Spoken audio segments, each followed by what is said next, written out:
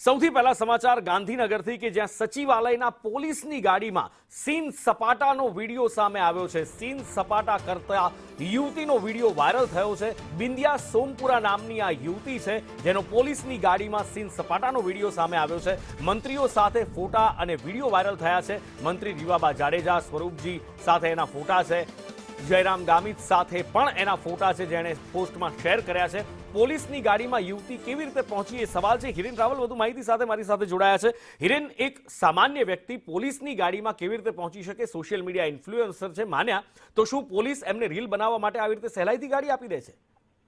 છેલ્લા 3 દિવસથી સોશિયલ મીડિયામાં આ વિડીયો વાયરલ થઈ રહ્યો છે।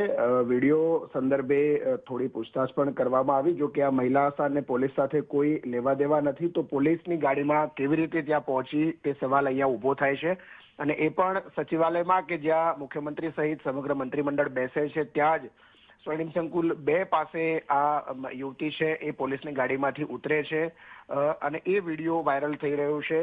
સાથે એક સોંગ પણ સેટ કરવામાં આવેલું છે આ વિડીયોની અંદર, જો કે એ અત્યારે આપણે મ્યુટ રાખવામાં આવ્યું છે।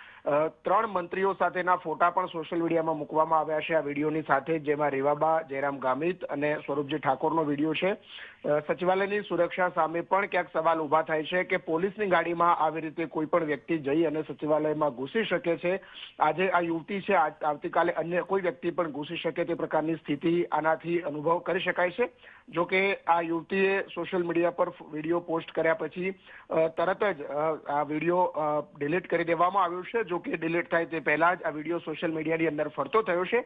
બિંદિયા સોમપુરા, મૂળ પાટણની અને હાલ લગભગ અમદાવાદ સ્થાયી થયેલી આ યુવતી છે અને એનો ફોટો આ વિડીયો છે, રીલ્સ છે, સોશિયલ મીડિયામાં વાયરલ થઈ રહી છે।